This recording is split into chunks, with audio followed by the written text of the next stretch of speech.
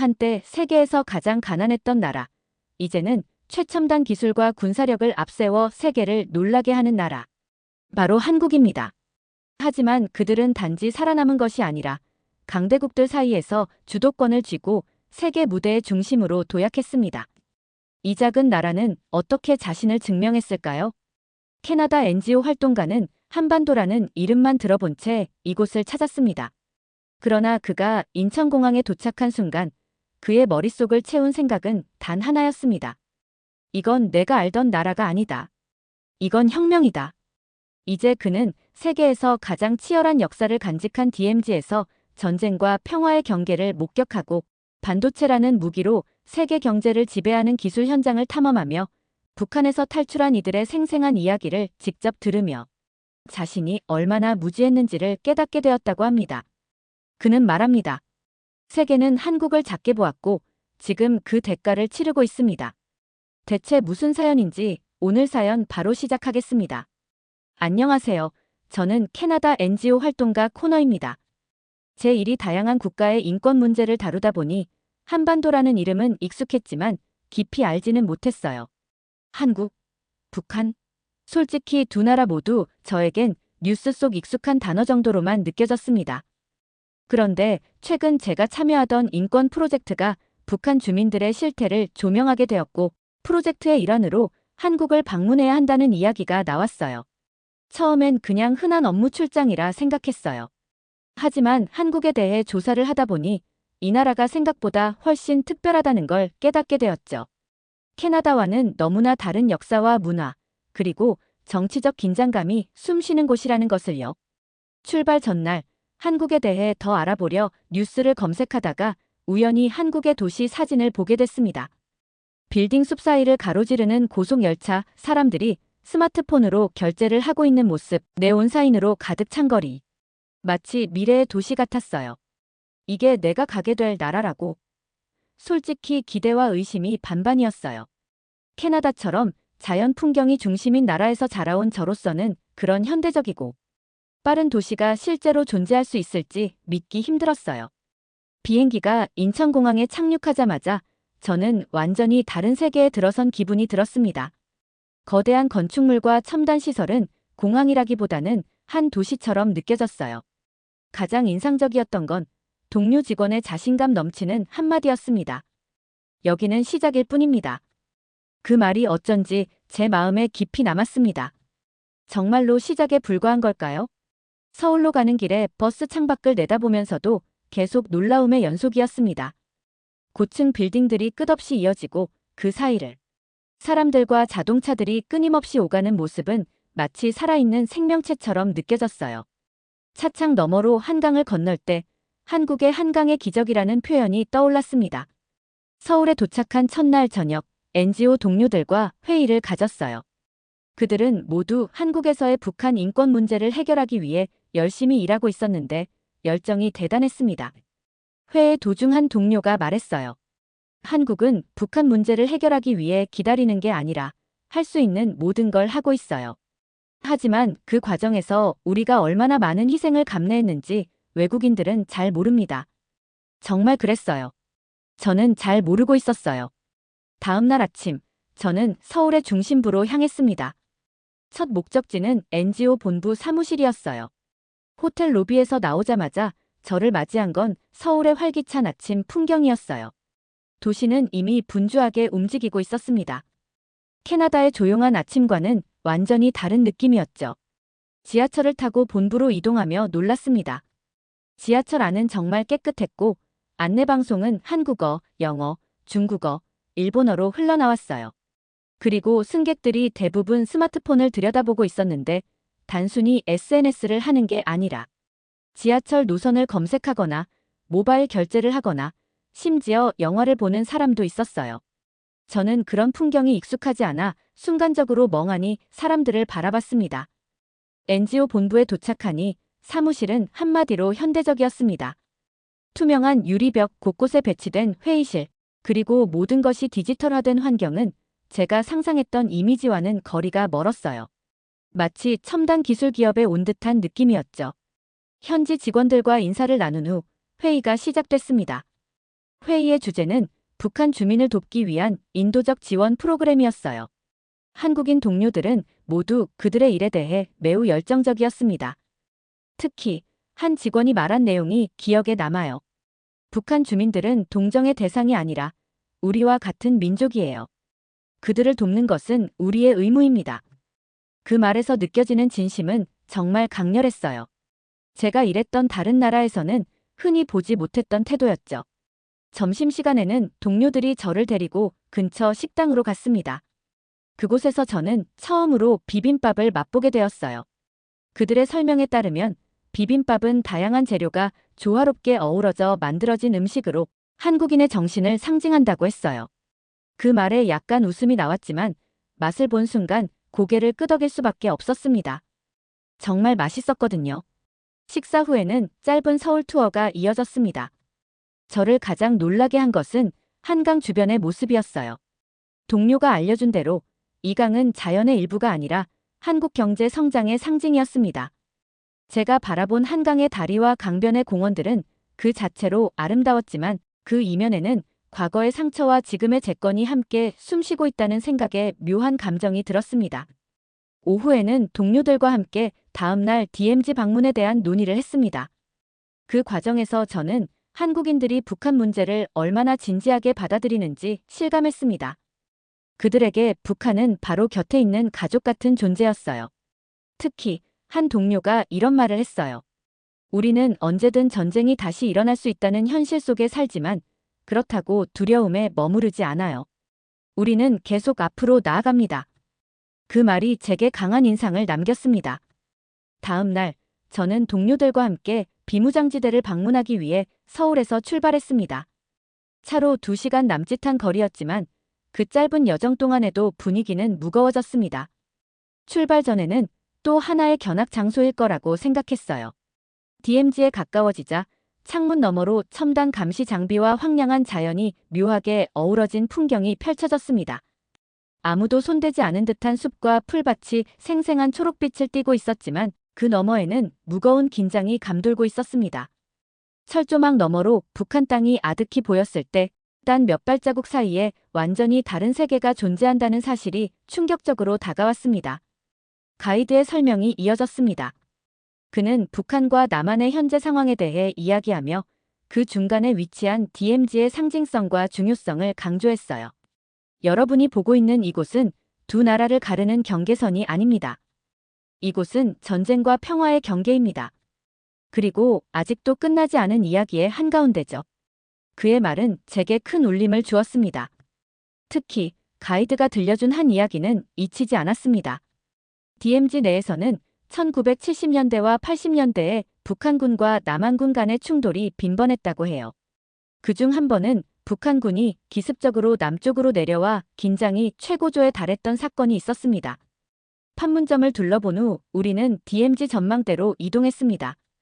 그곳에서는 망원경을 통해 북한 마을을 볼 수 있었어요. 저는 가이드의 말을 떠올렸습니다. 북한 주민들도 우리와 다를 바 없는 사람들이에요. 하지만 그들의 일상은 억압받고 통제당하는 삶입니다. 그 말에 저는 잠시 망원경을 내려놓고 멍하니 멀리 보이는 북한을 바라봤습니다.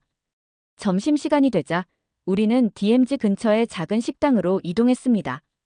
그곳에서 현지 주민들과 이야기를 나눌 기회가 있었어요. 그들 중 일부는 DMZ 인근에 오래 거주해온 사람들이었고 남북 관계에 대해 저보다 훨씬 깊이 이해하고 있었습니다. 한 할아버지가 제게 이런 말을 했습니다. 이곳은 전쟁이 끝난 게 아니에요. 그냥 잠시 멈춘 거지. 우리는 진짜 평화가 오는 날을 기다리고 있어요. 그의 눈빛이 너무 진지해서 그 말을 듣고 저는 아무 대답도 할 수 없었습니다. 서울로 돌아오는 길에 저는 DMZ에서 본 모든 것을 곱씹었습니다. 철조망 너머의 침묵, 판문점의 긴장감, 북한 주민들의 삶, 그리고 평화를 위해 노력하는 한국인들. 이 모든 것이 제 마음속에 복잡하게 엉켰습니다. 한국이 겪고 있는 긴장은 그들만의 문제가 아니라 전 세계가 함께 고민해야 할 문제라는 생각이 들었습니다. DMZ 방문 후 며칠이 지나 저는 한국 NGO 동료들과 함께 서울에서 진행되는 탈북민 지원 프로그램에 참여하게 되었습니다. 이 프로그램은 북한에서 탈출한 사람들이 한국 사회에 정착할 수 있도록 돕는 것을 목표로 하고 있었어요. 서울 북부에 위치한 한 사회복지센터에 도착하자 따뜻한 분위기가 느껴졌어요. 센터 직원들은 탈북민들에게 친근하게 다가가며 그들의 고민을 진심으로 들어주고 있었습니다. 그날 제가 처음 만난 탈북민은 혜진이라는 20대 초반의 여성분이었어요. 그녀는 북한에서 식량난을 견디다 못해 국경을 넘어온 지 3년이 되었다고 했습니다. 혜진은 마치 비밀을 털어놓듯 조심스레 이야기를 시작했습니다. 북한에서는 매일이 생존과의 싸움이었어요. 심지어 가족끼리도 말조심을 해야 했고 누구를 믿어야 할지 알 수 없었죠. 그녀의 목소리는 떨리고 있었지만 그 안에 담긴 감정은 강렬했습니다. 저는 아무 말도 할 수 없었습니다. 그녀가 덧붙인 한마디는 더 충격적이었습니다. 강을 건널 때 저는 겨우 16살이었어요. 두려웠지만 살고 싶다는 마음 하나로 움직였어요. 그 순간 그녀가 겪은 공포와 용기가 한꺼번에 제게 와닿았습니다. 그녀는 한국에 와서 처음으로 자유를 느꼈다고 했습니다. 하지만 새로운 자유는 또 다른 어려움이 되기도 했다고요. 한국에 도착했을 때 처음엔 정말 아무것도 몰랐어요. 돈 쓰는 법도, 버스를 타는 법도, 모든 게 낯설었어요. 혜진이 한국 정부와 NGO에서 받은 교육과 지원을 이야기할 때 저는 그들이 얼마나 체계적이고 진심으로 탈북민들을 돕고 있는지 알게 되었어요. 점심시간, 저는 혜진과 함께 센터에서 제공하는 한식을 먹었습니다. 밥과 국, 그리고 김치. 그녀는 북한에서는 김치를 이렇게 자주 먹을 수 없었다며 음식에 대해 신기해했어요. 그러다 이런 말을 했습니다. 여기서 먹는 밥은 맛도 다르고 기분도 다릅니다. 이곳에서는 걱정 없이 먹을 수 있으니까요. 그 말을 듣고 저는 가슴이 먹먹해졌습니다. 저에게는 당연한 식사가 그녀에게는 자유의 상징이었으니까요. 혜진 외에도 여러 탈북민들을 만날 기회가 있었습니다. 한 40대 남성은 북한에서 군인으로 복무했는데 체제에 대한 회의감 때문에 목숨을 걸고 탈출했다고 했습니다. 그는 북한 체제에 대해 이야기할 때 단호하면서도 조심스러운 태도를 보였어요. 우리는 태어날 때부터 세뇌당했습니다. 김 씨 일가가 우리를 지켜주는 존재라고 믿게 만들었죠. 하지만 밖에서 본 세상은 완전히 달랐어요. 진실을 알게 된 후에는 다시 돌아갈 수 없었습니다. 탈북민들과 대화하면서 저는 북한이 폐쇄된 국가가 아니라 주민들의 삶을 억압하는 거대한 감옥이라는 사실을 더욱 실감하게 되었습니다. 그들이 말하는 자유라는 단어는 저에게 큰 울림을 주었어요. 우리는 흔히 자유를 당연한 것으로 여기지만 그들에게 자유란 생명을 걸고 얻어낸 소중한 것이었습니다. 센터에서의 하루를 마치고 나오는 길, 저는 한 직원에게 이런 질문을 던졌습니다. 이 일을 하면서 가장 보람을 느낄 때가 언제인가요? 그는 잠시 생각하더니 이렇게 답했습니다. 탈북민들이 한국에서 자신의 삶을 새롭게 시작하고 결국에는 이 사회에 기여하는 모습을 볼 때 가장 보람을 느낍니다. 그들은 한국 사회의 중요한 일원이 되어가고 있어요. 그의 말은 제가 탈북민 문제를 바라보는 시각을 완전히 바꾸어 놓았습니다. 저는 서울의 밤거리를 걸으며 탈북민들과 나눈 대화를 떠올렸습니다. 그들의 삶은 제가 상상했던 것 이상으로 힘들었고 그들이 이곳까지 오기 위해 겪은 고난은 말로 다 표현할 수 없을 정도였습니다. 하지만 그들의 이야기는 고난에 머물지 않았습니다. 그들은 새로운 삶을 시작하며 미래에 대한 희망을 키우고 있었습니다. 탈북민들과의 만남 이후 저는 한국이 북한 문제를 어떻게 해결하고자 하는지 더욱 깊이 알고 싶어졌습니다. 그래서 NGO 동료들의 추천으로 한국의 군사기술 전시회를 방문하게 되었어요. 처음엔 군사 전시회라는 단어 자체가 어색하게 들렸습니다. 평화를 원하는 나라가 군사력을 강조하는 모습이 어딘가 모순적으로 느껴졌거든요. 서울 외곽의 대형 전시장에서 열린 행사장은 수많은 첨단 기술과 장비들로 가득 차 있었습니다. 입구에 들어서자마자 거대한 미사일 모델이 저를 압도했습니다. 동료는 저를 향해 미소를 지으며 말했어요. 저건 현무5입니다. 세계적으로도 손꼽히는 탄도미사일이에요. 한국이 독자적으로 개발했죠. 전시장을 돌며 저는 한국이 외국의 도움에 의존하지 않고 자주 국방을 위해 얼마나 많은 노력을 기울였는지 알게 되었습니다. 특히 K2 전차와 K9 자주포 같은 한국의 대표적인 무기들은 세계적으로도 인정받는 수준이었습니다. 한 기술자가 저에게 이런 말을 했습니다. 한국은 전쟁의 위협 속에서 생존하기 위해 강력한 군사력을 길러야 했습니다. 하지만 우리가 원하는 건 전쟁이 아니라 평화죠. 그의 말은 깊은 여운을 남겼습니다. 가장 인상 깊었던 순간은 KF-21 전투기 시뮬레이터에 탑승했을 때였습니다.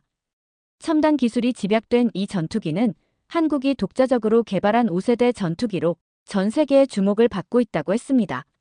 시뮬레이터 속에서 가상의 하늘을 날며 저는 마치 한국의 방위산업의 일부가 된 듯한 느낌을 받았습니다.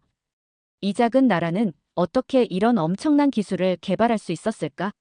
캐나다와 비교했을 때 국토와 자원이 부족한 나라에서 이런 발전을 이뤘다는 것이 경이로웠습니다.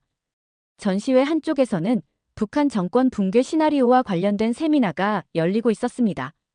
저는 그곳에서 중국과 러시아, 그리고 미국의 이해관계 속에서 한국이 어떻게 균형을 맞추고 있는지를 배우게 되었습니다. 발표를 진행하던 한 전문가가 이런 말을 했습니다. 한국의 군사력은 북한만을 겨냥한 것이 아닙니다. 우리의 힘은 강대국들 사이에서 우리의 목소리를 낼 수 있는 기반이 됩니다. 그 말이 제 머릿속에 깊이 남았습니다. 저는 그날 느꼈습니다. 한국은 더 나은 미래를 위해 끊임없이 준비하고 있다는 사실을요. DMZ에서 느꼈던 긴장감은 이제 한국의 강력한 방위체계와 연결되며 새로운 의미를 가지게 되었습니다. 저는 한국의 경제적 기적을 직접 경험해보기 위해 동료들과 함께 서울 외곽의 첨단 산업단지를 방문했습니다. 한국 경제의 중추라 불리는 기업들과 기술들을 직접 보고 싶었거든요. 그동안 책이나 뉴스를 통해 막연히 알고 있던 것들을 눈으로 확인할 기회가 주어지니 기대감이 가득했습니다. 처음 방문한 곳은 세계적인 반도체 회사, 삼성전자의 연구소였습니다. 도착하자마자 저는 그 규모에 압도되었습니다. 거대한 건물들은 마치 미래 도시처럼 보였고 곳곳에서 직원들이 분주히 움직이고 있었어요. 담당 직원이 저희를 반갑게 맞으며 한국 반도체 산업의 발전 과정에 대해 설명하기 시작했습니다. 한국이 반도체 산업에서 이렇게 앞서 나갈 수 있었던 이유는 기술 때문이 아닙니다. 위기를 기회로 바꾸는 저력, 그것이 핵심이죠. 그의 말은 기술적 설명을 넘어선 한국 경제의 본질을 담고 있는 듯 했어요. 연구소 내부를 둘러보며 저는 반도체가 전자부품이 아니라 전 세계 경제를 움직이는 핵심 기술이라는 것을 실감했습니다. 한국은 이제 세계 반도체 시장의 절대적인 강자입니다. 우리가 개발한 제품이 없으면 전 세계의 스마트폰과 컴퓨터 생산은 중단될 겁니다. 담당자의 이 말에 저는 절로 고개를 끄덕일 수밖에 없었습니다. 점심시간에는 연구소 근처의 구내식당에서 직원들과 함께 식사를 했습니다. 그들은 바쁜 와중에도 서로 아이디어를 교환하며 활기차게 대화를 나누고 있었어요. 한 직원이 저에게 이렇게 말했습니다. 한국 경제의 힘은 정부나 기업에서 오는 것이 아닙니다.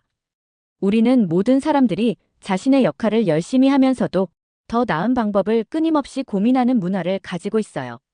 그의 말에 저는 그들의 성공이 운이나 외부 지원에 의존한 것이 아님을 깨달았습니다. 점심 후에는 한국 경제의 상징적인 장소로 꼽히는 한강변의 여의도를 방문했습니다. 이곳은 한국 금융과 정치의 중심지로 수많은 고층 빌딩과 금융기업들이 자리 잡고 있었습니다. 여의도를 거닐며 저는 한국 경제가 금융과 서비스, 산업에서도 강한 경쟁력을 갖추고 있다는 사실을 실감했습니다. NGO 동료 중 한 명이 저를 여의도의 한 카페로 데려갔습니다. 창밖으로는 한강이 보였고 강 위로 떠있는 유람선들이 한가롭게 움직이고 있었어요. 동료는 커피 한 잔을 건네며 이렇게 말했습니다. 한국은 한강의 기적이라고 불리는 경제 성장을 이루었지만 그 과정은 결코 쉬운 일이 아니었어요. 1997년 IMF 외환 위기 때 많은 사람들이 절망에 빠졌지만 한국인들은 다시 일어났습니다. 우리는 포기하지 않는 법을 배웠죠. 한국은 정말 특별한 나라야. 이 말이 제 머릿속에서 떠나지 않았습니다. 자원이 부족하고 크기도 작은 나라가 세계 경제의 중심에서 이토록 강력한 존재감을 드러낼 수 있다는 사실은 놀라움 그 자체였습니다. 일정 중 동료의 추천으로 경복궁을 방문하기로 했어요. 전통과 현대가 공존하는 한국에서 과거와의 연결고리를 확인할 수 있는 곳이 바로 궁궐이라는 이야기를 듣고 기대에 가득 찼습니다. 경복궁에 도착하자 고요한 연못과 웅장한 궁궐의 모습이 저를 맞이했습니다. 고층 빌딩으로 둘러싸인 도심 한가운데에 이렇게 전통적인 공간이 존재한다는 게 너무나 이질적이었어요. 궁 안을 천천히 걸으며 해설사의 설명을 들었습니다. 그녀는 경복궁이 조선 왕조의 중심이었고 왕과 신하들이 나라의 미래를 고민하던 장소라고 했어요. 하지만 이곳은 일본 식민지 시대와 한국 전쟁을 거치며 몇 번이고 무너지고 복원된 한국 역사의 생생한 증거였습니다. 그 이야기를 듣고 저는 멋지다는 감탄에서 벗어나 이 공간이 한국인들에게 어떤 의미일지 상상해보게 되었습니다. 특히 흥미로웠던 것은 근정전 안쪽을 들여다봤을 때였습니다. 해와 달을 상징하는 그림이 벽에 걸려 있었는데 해설사가 말하길 그것은 왕이 하늘의 권위를 받았다는 것을 상징한다고 했습니다. 경복궁을 나온 후 저는 북촌 한옥마을로 발길을 옮겼습니다. 현대식 건물 사이에 전통 가옥들이 어우러진 이곳은 또 다른 세계 같았어요. 저녁이 되자 저는 광화문 광장으로 향했습니다. 낮과는 또 다른 분위기 속에서 사람들이 자유롭게 모여 대화를 나누고 있었어요. 그곳에서 저는 세종대왕 동상을 보게 되었는데 그 순간 한글 창제의 이야기를 떠올렸습니다. 백성을 위해 문자를 만든 왕이라니. 캐나다에서 자란 저는 이런 이야기를 듣는 것만으로도 감동을 받았습니다. 광화문 근처에서는 한복을 입은 외국인들이 거리를 거닐고 있었어요. 그들의 모습은 마치 시간 여행을 떠나온 것처럼 보였습니다.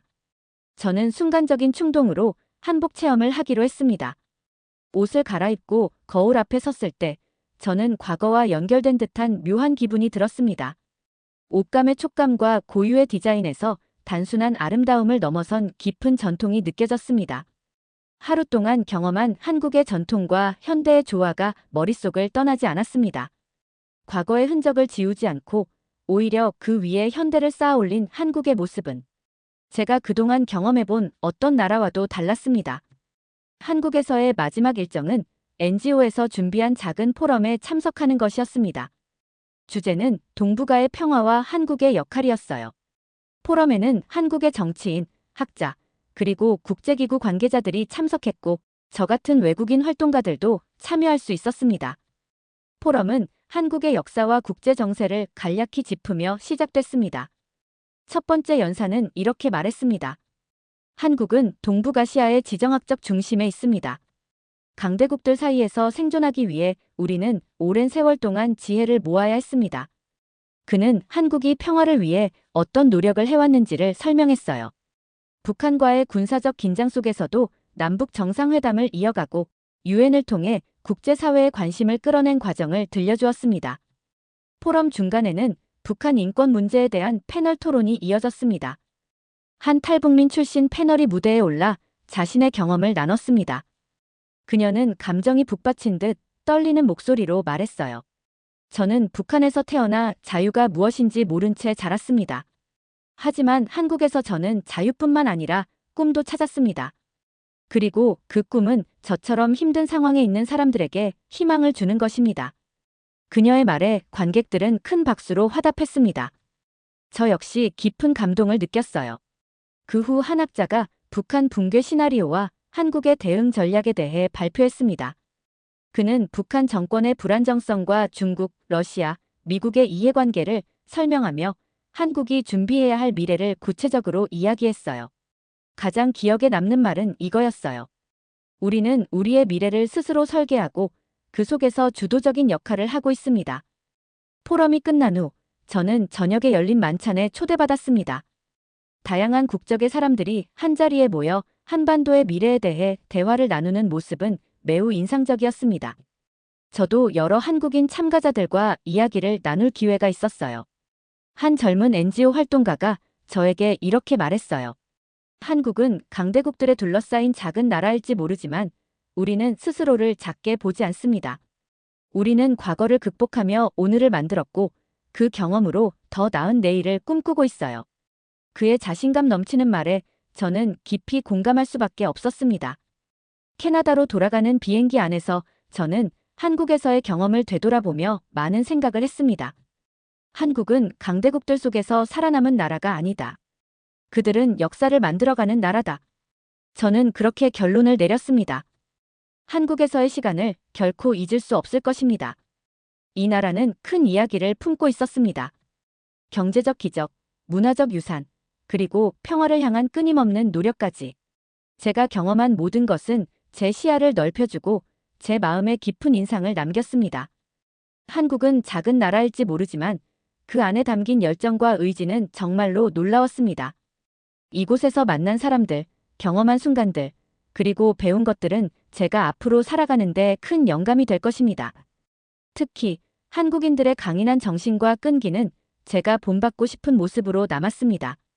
마지막으로 이곳에서 느낀 감동과 감사의 마음을 전하고 싶습니다.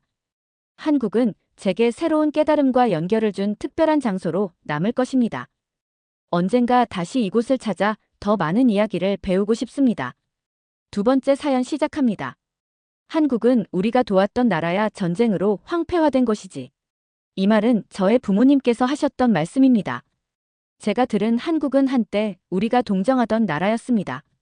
하지만 지금의 한국은 위기를 극복해서 세계가 주목하는 선진국이 되었고 같은 위기를 맞은 우리나라는 무너지고 있습니다. 그 차이를 이해하고 해답을 찾기 위해 저는 한국으로 떠났습니다. 그리고 그곳에서 알게 된 사실은 단순히 경제적 성공 이상의 이야기였습니다. 위기 상황에서 우리나라 지도자들은 국민과의 신뢰를 잃었고 국민들은 서로를 탓하며 혼란에 빠졌습니다. 하지만 한국은 달랐습니다. 국민들이 국가를 믿고 서로를 믿으며 소중한 재산을 자발적으로 내놓았습니다. 그리고 그 모든 중심에는 국민과 함께 고통을 분담하며 미래를 제시한 위대한 리더가 있었습니다. 라고 말하는 경제 컨설턴트가 있습니다.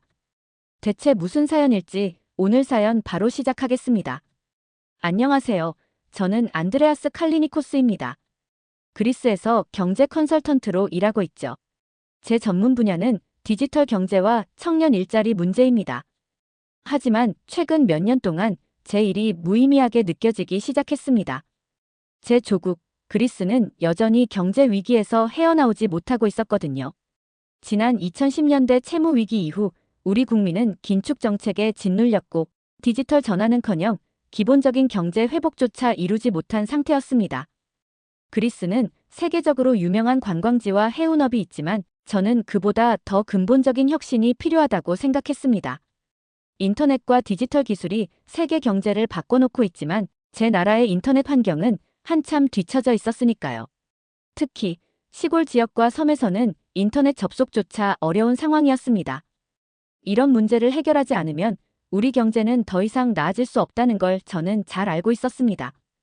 2024년 초 저는 유럽 경제회의에 참석했습니다. 회의 주제는 디지털 전환을 통한 경제 회복이었고 다양한 국가들이 자국의 성공 사례를 발표했죠. 솔직히 말해서 저는 이 회의에서 제 나라에 쓸모있는 아이디어를 얻을 거라고 기대하지 않았습니다. 그리스는 너무 뒤처져 있었고 유럽의 성공 사례들은 현실적으로 우리에게 적용하기 어려운 것들이 많았거든요. 그런데 한 발표가 저의 주의를 끌었습니다. 발표자는 아시아의 한 나라, 한국의 사례를 소개하고 있었습니다. 발표 내용은 이랬습니다. 한국은 1997년에 IMF 위기를 겪었고 단 3년 만에 모든 채무를 조기 상환하며 빠르게 경제를 회복했다는 겁니다. 처음에는 그 발표가 말이 안 된다는 생각이 들었습니다. 한국, 예전에 우리가 돕던 가난한 나라 아니었나? 라는 생각이 머릿속에 떠올랐거든요. 그런데 발표가 계속될수록 제 생각은 점점 바뀌기 시작했습니다. 발표자는 한국이 어떻게 구조개혁과 금융 시스템을 개선했는지, 그리고 무엇보다도 국민적 단합을 통해 위기를 극복했는지 자세히 설명했습니다. 특히 금 모으기 운동이라는 이야기를 듣고 저는 충격을 받았습니다. 한국 국민들이 자신의 금반지와 장신구를 국가에 기부해 외화를 모았다는 이야기는 제게 너무나 비현실적으로 들렸습니다. 집으로 돌아온 후 저는 한국에 대한 자료를 찾아보기 시작했습니다. 하지만 제가 접할 수 있는 정보는 제한적이었습니다. 제 또래의 그리스인들 중 많은 사람이 한국에 대해 잘 모릅니다. 인터넷에서 검색을 시도했지만 제대로 된 자료를 찾는데 한계가 있었습니다. 그때 깨달았습니다. 인터넷이 느리고 제한적이라는 것이 단순히 생활의 불편을 초래하는 문제가 아니라 정보 접근 자체를 가로막는 장애물이구나. 저는 어릴 적 부모님에게서 한국 전쟁 이야기를 들은 기억이 떠올랐습니다. 부모님은 제가 어릴 적 이렇게 말씀하셨죠. 한국은 우리가 도왔던 나라야 전쟁으로 황폐화된 것이지. 그 기억 속 한국은 한때 우리가 동정하던 나라였습니다. 그런데 그 나라가 IMF 위기를 짧은 시간 안에 극복하고 디지털 경제로 성공을 이루었다고요? 저는 이해할 수 없었습니다. 다른 나라의 도움을 받았던 가난한 나라도 빠르게 극복했는데 제 조국 그리스는 왜 그리 오랜 시간을 허비했을까요? 몇 날 며칠을 고민한 끝에 저는 결심했습니다. 직접 한국으로 가보기로요. 책이나 인터넷에서 얻을 수 없는 진짜 이야기를 듣고 싶었습니다. 제 조국이 놓친 것들이 무엇인지, 그리고 우리가 배울 수 있는 교훈이 무엇인지 알기 위해서였습니다. 저는 곧바로 항공권을 예약했습니다. 한국으로 떠날 준비를 하며 제 마음속에는 두려움과 기대가 교차했습니다. 인천공항에 도착하면서부터 충격을 받기 시작했습니다. 비행기에서 내리자마자 느낀 첫 인상은 말로 표현하기 어려웠습니다. 깨끗하고 효율적으로 움직이는 공항 시스템, 고속 인터넷 연결, 그리고 모든 것이 디지털화된 듯한 분위기. 그리스 공항과 비교하지 않으려 했지만 제 기억 속의 아테네 공항은 낙후된 시설과 느린 인터넷 속도로 유명했습니다. 공항에서 와이파이를 쓰려고 하면 몇 번이나 접속 오류가 뜨고 겨우 연결되더라도 속도는 거북이 같았죠. 그런데 한국은 공항에 도착하자마자 고속 와이파이가 무료로 제공되었습니다. 다운로드 속도는 제가 평소 사용하는 그리스 인터넷보다 몇 배나 빨랐습니다. 서울로 이동하는 리무진 버스에 타면서 인터넷 연결을 시도해봤습니다. 놀랍게도 이동 중에도 끊김없이 빠른 인터넷을 사용할 수 있었습니다. 저는 버스에서 검색을 하며 한국의 IMF 위기 극복 사례를 조금 더 자세히 알아보기 시작했습니다. 그동안 읽었던 짧은 기사와는 비교도 되지 않을 정도로 방대한 자료가 쏟아졌습니다. 이 나라의 인터넷은 단순히 편리한 도구를 넘어 정보 접근성을 완전히 바꿔놨구나라는 생각이 들었습니다. 자료를 읽으며 저는 금모으기 운동이라는 단어에 다시 주목했습니다. 이미 회의에서 간략히 들었던 이야기였지만 자세히 읽어보니 전혀 다른 느낌이었습니다. 1997년 한국의 IMF 위기 당시 국민들이 자발적으로 금을 기부했다는 건 이미 알고 있었지만 그 규모와 상황은 제가 상상했던 것 이상이었습니다. 총 227톤의 금이 모였고 이는 20억 달러 상당에 달했다고 합니다. 그리스에서는 어떻게 했더라? 제 머릿속에 자연스럽게 떠오른 질문이었습니다. 그리스가 채무 위기를 겪었을 때 사람들은 자산을 해외로 빼돌리거나 부패한 정부를 비난하는데 열중했었습니다. 많은 부유층이 스위스나 독일로 돈을 옮겼고 국민들은 단합하기는커녕 서로를 탓했습니다. 그리스와 한국의 차이를 생각할수록 제 가슴이 답답해졌습니다. 서울에 도착한 후 저는 숙소에 짐을 풀고 다시 인터넷을 켰습니다. 파일을 다운로드하고 영상을 스트리밍하고 동시에 이메일을 확인하는데도 전혀 끊김이 없었습니다. 빠른 인터넷 속도만이 제게 충격을 준 것은 아니었습니다. 저는 그날 밤 한국의 IMF 위기 당시 사진과 영상 자료를 찾아보며 또 다른 진실에 직면했습니다. 한국 국민들이 은행 앞에 줄을 서서 금을 내놓는 장면, 정부와 국민이 서로를 신뢰하며 경제 회복을 위해 함께 노력하는 모습은 그리스의 현실과 너무나 달랐습니다. 그리스는 IMF 구제금융을 받은 이후에도 국민과 정부 간의 신뢰 부족으로 위기를 극복하지 못했죠. 긴축 정책은 국민들의 반발을 샀고 결국 경제 회복은 더뎌질 수밖에 없었습니다. 저는 금 모으기 운동이 단순히 돈의 문제가 아니라는 걸 깨달았습니다. 이건 국민의 신뢰와 희생, 그리고 국가를 위한 단합의 상징이었습니다. 저는 이 모든 사실을 하루 만에 접하고 나서 혼란스러웠습니다. 제 조국이 놓친 기회와 제가 몰랐던 한국의 진짜 모습이 뒤엉켜 머릿속을 떠나지 않았습니다. 한국에 와서 직접 경험하기 전까지는 절대로 알 수 없었던 진실들이었습니다. 저는 한국이 단순히 경제를 회복한 나라가 아니라 국민적 단합과 기술 발전을 통해 새로운 미래를 만들어낸 나라라는 걸 깨달았습니다. 다음 날 아침, 저는 서울 도심으로 나섰습니다. 어젯밤 자료를 읽으며 받은 충격이 아직도 가시지 않았지만 이제는 직접 눈으로 보고 한국 사람들의 이야기를 들어야겠다고 생각했습니다. 머릿속은 복잡했지만 발걸음은 점점 빨라졌습니다. 공공 와이파이 표지판이 거의 모든 상점마다 붙어 있었고 스마트폰을 들고 있는 사람들은 어디서나 인터넷을 사용하고 있었습니다. 저는 지하철로 이동하기 위해 스마트폰 앱으로 지도를 검색했는데 지하철 운행 정보가 실시간으로 업데이트되고 있었습니다. 반면 제 고향 아테네에서는 인터넷 접속 자체도 느리고 불안정했기 때문에 이런 서비스를 이용한다는 생각조차 못합니다. 여긴 완전히 다른 세계야. 저는 한숨 섞인 감탄을 내뱉었습니다. 지하철에 탑승한 후에도 제 놀라움은 이어졌습니다. 승객 대부분이 영화를 보거나 기사를 읽고 있었습니다. 고화질 스트리밍을 아무 문제 없이 즐기는 모습은 저에게는 생소한 광경이었습니다. 이 모든 것이 단순히 인터넷이 빠르다는 문제를 넘어서 한국 사회의 디지털화된 모습을 상징하는 것처럼 느껴졌습니다. 이 나라 사람들은 디지털 도구를 완벽히 자신의 삶과 일상에 녹여냈고 그것이 경제와 사회 전반에 걸쳐 커다란 변화를 만들어낸 듯 했습니다. 제가 첫 번째로 방문한 곳은 한국의 디지털 혁신과 관련된 여러 프로젝트를 담당했던 경제연구소였습니다. 현지의 한 연구원이 저를 맞이하며 한국의 IMF 위기 극복 과정과 디지털화에 대한 이야기를 풀어놓기 시작했습니다. 그는 한국이 IMF 위기 당시 얼마나 심각한 상황에 처해 있었는지 먼저 설명했습니다. 1997년 당시 한국의 상황은 절망적이었어요. 수많은 기업이 부도 위기에 처했고 외환이 거의 바닥났죠. 하지만 그때 한국은 두 가지를 선택했습니다. 첫째, 모든 국민이 위기를 자기 문제로 받아들이고 함께 해결하려 했고, 둘째, 구조개혁을 통해 미래를 준비했습니다. 그는 특히 인터넷과 디지털 인프라가 경제 회복과 국민 단합에 어떤 영향을 미쳤는지 강조했습니다. 한국이 IMF 위기를 극복한 후 정부는 빠르게 초고속 인터넷 인프라를 구축했습니다. 이것은 단순히 경제 성장의 도구가 아니라 국민들이 정보에 쉽게 접근하고 기업들이 세계 시장에 진출할 수 있는 발판이 됐죠. 저는 그가 말하는 내용을 들으며 우리 그리스에서는 이런 기회를 얼마나 놓쳐왔는지를 떠올렸습니다.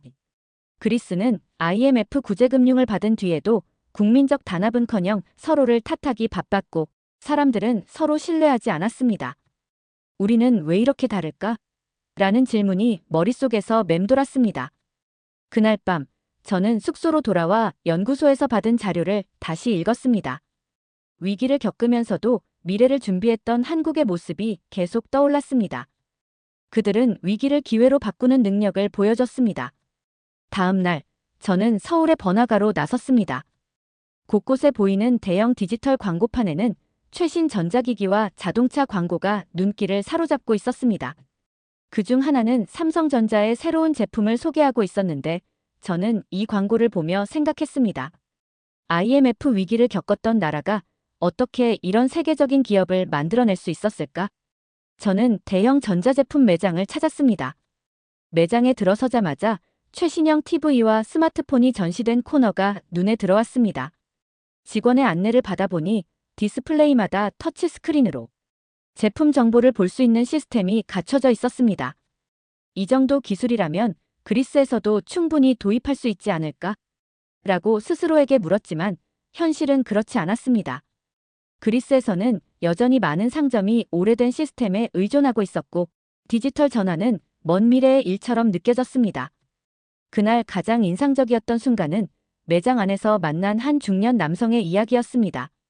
그는 외국인인 제게 환영한다며 먼저 인사를 건넸고 제가 그리스에서 왔다고 이야기하자 그리스 여행을 해본 적이 있다며 반갑게 맞아주었습니다.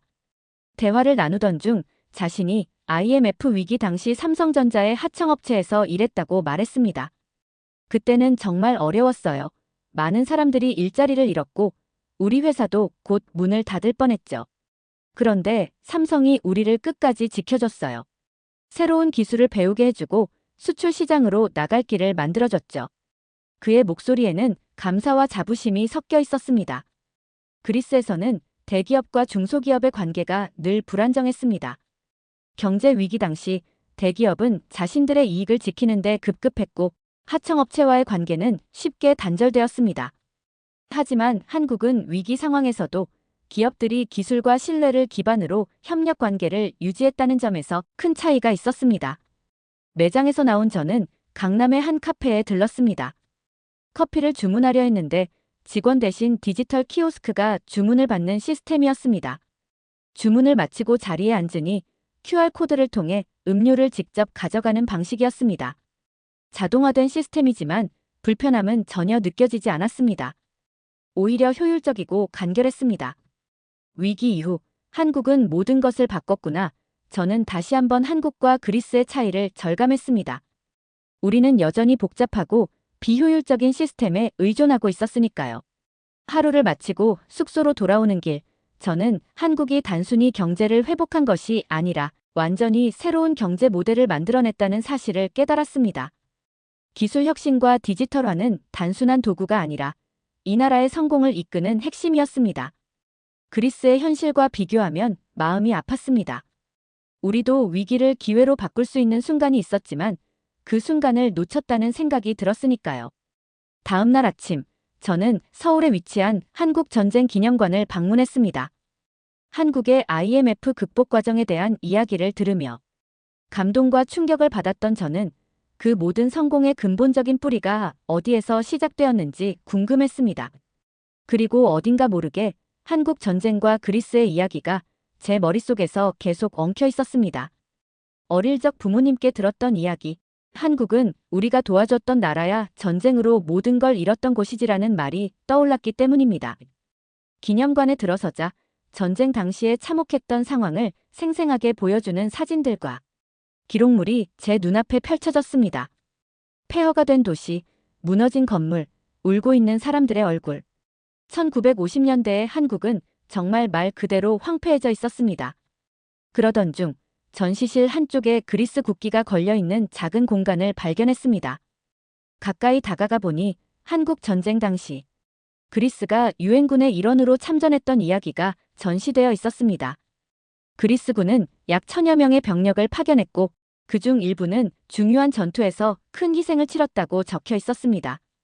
저는 그곳에 걸린 한 문구에서 발걸음을 멈췄습니다. 자유를 위한 형제의 한국과 그리스의 연대. 문구 아래에는 전쟁 당시 그리스 병사들이 한국 병사들과 함께 찍은 사진이 있었습니다. 그들의 얼굴에는 피로와 두려움이 묻어났지만 동시에 결연한 의지도 느껴졌습니다. 저는 그 사진을 보며 부모님이 말씀하시던 이야기가 조금 더 선명해지는 듯 했습니다. 그리스는 이 나라의 자유를 지키기 위해 먼 나라까지 병력을 파견했던 것입니다. 그 순간 저는 이 나라가 저희 조국의 도움을 받았던 나라라는 사실이 새삼스럽게 다가왔습니다. 하지만 동시에 부끄러운 마음이 들었습니다. 한국이 이렇게 성장하는 동안 여전히 과거에 머물러 있었으니까요. 우리는 한때 한국보다 앞서 있었습니다. 하지만 지금은 한국은 세계적으로 인정받는 경제 강국이 되었지만 그리스는 여전히 채무와 정치적 혼란 속에 허덕이고 있었습니다. 전시를 둘러보다가 전쟁 당시 사용되었던 군사 장비와 물품들이 놓여있는 공간에서 발걸음을 멈췄습니다. 그곳에는 그리스 대대라는 설명이 적힌 군복과 장비도 전시되어 있었습니다. 저는 그 장비들을 보며 전쟁에 참전했던 그리스 병사들의 이야기가 궁금해졌습니다. 그들이 이 땅에서 어떤 경험을 했고 무엇을 느꼈을지 상상해 보았습니다. 그리스 병사들이 이곳에서 목숨을 걸고 싸운 이유는 무엇이었을까? 제가 스스로에게 던진 질문이었습니다. 아마도 그들은 단순히 명령에 따라 싸운 것이 아니라 자유를 지키고자 하는 한국인들의 열망에 공감했을지도 모릅니다. 기념관에는 전쟁 당시 한국 사람들이 겪었던 고통과 희생을 기록한 코너도 있었습니다. 한 사진 속에서는 아이들이 무너진 집 앞에서 서로를 부둥켜 안고 있었습니다. 저는 그 모습을 보며 마음이 먹먹해졌습니다. 그들은 모든 것을 잃었지만 결코 희망을 놓지 않았을 것입니다. 한국은 그렇게 스스로를 일으켜 세운 나라였으니까요. 전쟁 이야기를 따라 기념관을 돌아보던 중 작은 방명록이 놓여있는 코너가 있었습니다. 방문객들이 남긴 메모들이 빼곡히 적혀 있었죠. 저는 펜을 들고 조심스럽게 제 마음을 적었습니다. 이곳에서 그리스와 한국의 과거를 보았습니다. 우리는 한국을 도왔던 형제의 나라였지만 이제 한국이 더 큰 형제가 되었습니다. 이 나라에서 배운 교훈을 제 조국으로 가져가겠습니다. 방명록에 글을 남긴 후 저는 마지막으로 기념관 밖에 위치한 참전 기념비 앞에 섰습니다. 거기에는 전쟁에서 희생된 각국 병사들의 이름이 새겨져 있었고 그리스 병사들의 이름도 보였습니다. 저는 그 앞에서 한참을 서 있었습니다. 전쟁 당시 그들이 보여준 용기와 헌신, 그리고 그것이 한국의 자유와 발전에 기여했다는 사실이 제 가슴을 울렸습니다. 전쟁 기념관에서 느꼈던 감정은 쉽게 가라앉지 않았습니다. 전쟁으로 모든 것을 잃었던 나라가 어떻게 이런 기적 같은 성장을 이뤄냈는지, 그리고 그 과정에서 그리스와는 얼마나 다른 선택을 했는지 계속 머릿속을 맴돌았습니다. 저는 한국이 IMF 위기 속에서 어떤 선택을 했는지 더 깊이 이해해야 했습니다. 그 답을 얻기 위해 저는 한국의 경제사 전문가와의 만남을 주선했습니다.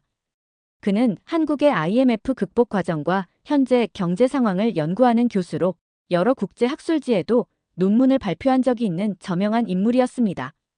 그는 저를 조용한 연구실로 초대했습니다. 커피 한 잔을 건네며 그는 IMF 위기 당시의 상황을 설명하기 시작했습니다. 1997년 한국은 경제적 절망의 끝에 있었어요. 외환 보유고가 거의 고갈되었고 수많은 대기업들이 무너졌으며 실업률은 치솟았죠. 국가의 경제는 사실상 마비 상태에 있었습니다. 그의 말은 제가 어제 한국 전쟁 기념관에서 본 사진 속 황폐화된 전쟁 이후에 한국과 비슷한 느낌이 들었습니다. 하지만 그의 이야기는 여기서 끝이 아니었습니다. 그때 한국의 리더십은 단호한 결정을 내렸습니다. 김대중 대통령은 고통을 분담하자는 원칙 아래 국민과 정부, 기업이 함께 위기를 극복해야 한다고 선언했습니다. IMF 위기를 기회로 바꾸기 위한 첫걸음이었죠. 저는 이 대목에서 멈춰 서지 않을 수 없었습니다. 김대중 대통령, 그 이름은 익숙하지 않았습니다. 저는 전문가에게 물었습니다. 김대중 대통령은 어떤 역할을 했습니까? 그는 깊은 숨을 들이쉬며 말을 이어갔습니다. 김대중 대통령은 1998년 2월에 취임했습니다. IMF 위기 이후 혼란 속에서 당선된 그는 한국 경제를 완전히 새롭게 재구축해야 했습니다. 그는 4대 구조 개혁, 즉 금융, 기업, 노동, 공공부문을 동시에 개혁했어요. 특히 부실 기업들을 과감히 정리했고 금융 시스템을 근본적으로 개혁했죠. 그 과정에서 국민들에게 고통 분담을 요청했고 실제로 국민들이 그것을 받아들였습니다. 그의 말에 저는 한국과 그리스의 차이를 떠올리지 않을 수 없었습니다. IMF 위기 당시 그리스의 정치 지도자들은 국민과의 신뢰를 잃었고 정부가 내놓은 긴축 정책은 분노를 불러일으켰습니다. 부유층은 자산을 해외로 빼돌렸고 국민들은 정부와 서로를 탓하기 바빴습니다. 반면 한국에서는 국민들이 금 모으기 운동에 자발적으로 참여하며 국가 경제를 위해 자신의 소중한 재산을 기부했습니다. 전문가는 금 모으기 운동에 대해서도 자세히 설명했습니다.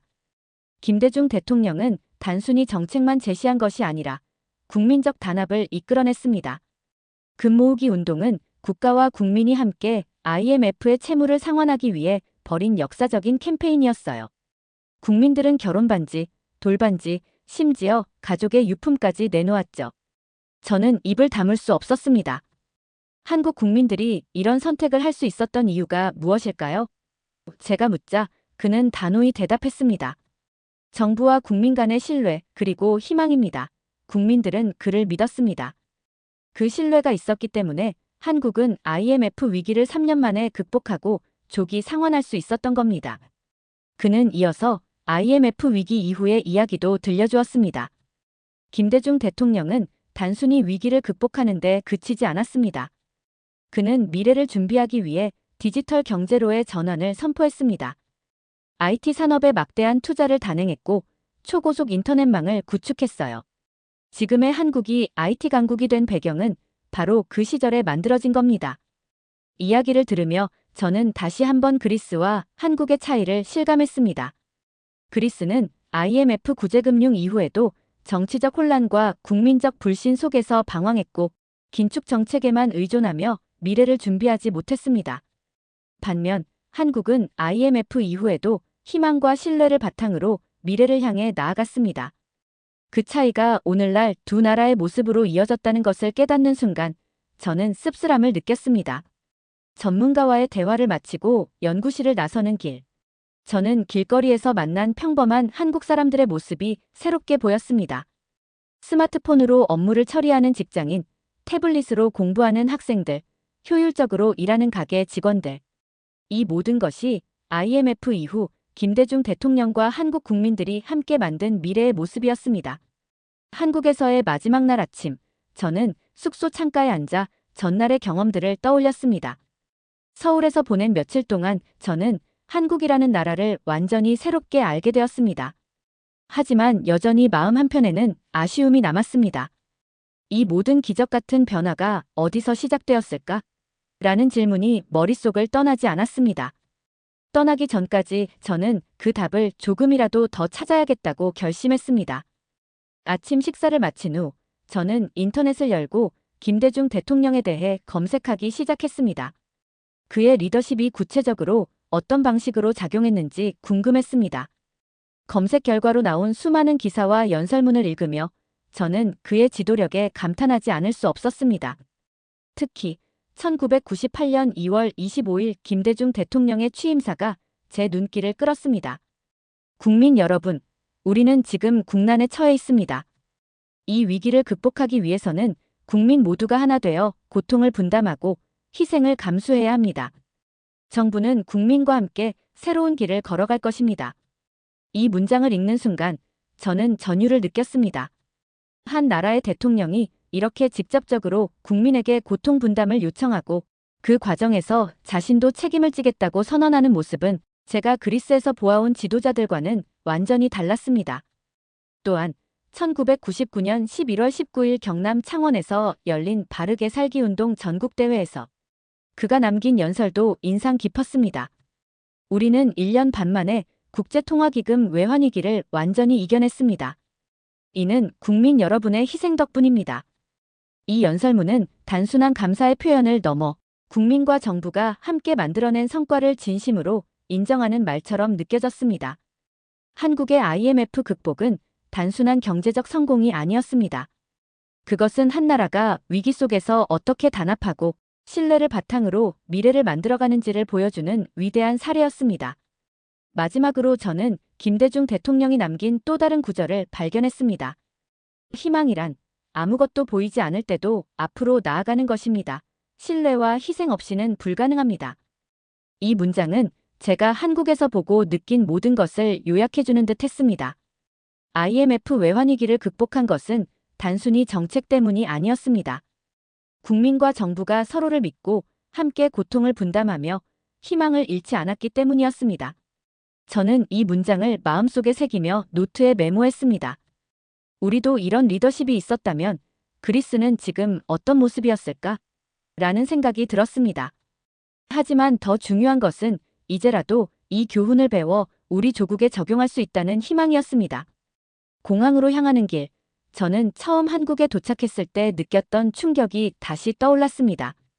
첨단 기술과 효율성, 그리고 모든 것이 디지털화된 이 나라.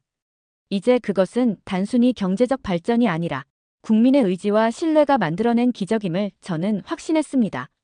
제가 이곳에서 배운 것은 단순히 한국과의 성공 이야기만이 아니었습니다. 그것은 어떤 위기든 함께라면 극복할 수 있다는 메시지였고 미래를 준비하는 용기가 얼마나 중요한지를 보여주는 교훈이었습니다. 우리는 한때 한국보다 앞선 나라였습니다. 하지만 지금은 한국이 보여준 단합과 희생, 그리고 리더십의 부재가 우리를 주저앉게 만들었습니다. 그러나 저는 한국에서 배운 교훈을 제 조국에 전하려 합니다. 과거는 바꿀 수 없지만 지금부터라도 새로운 길을 걸어갈 수 있다는 희망을 안고 말입니다. 한국 감사합니다. 당신들의 이야기가 제 마음을 움직였고 제 삶에 깊은 인상을 남겼습니다. 저는 이곳에서 보고 느낀 모든 것을 가슴에 담고 떠납니다. 언젠가 그리스에서도 우리만의 희망의 이야기를 만들 수 있기를 바라며 다시 만날 날을 기약하겠습니다. 오늘 사연이 재미있으셨다면 구독과 좋아요, 알림 설정까지 부탁드립니다. 더 재미있는 사연으로 돌아오겠습니다. 이상 감동탐험이었습니다.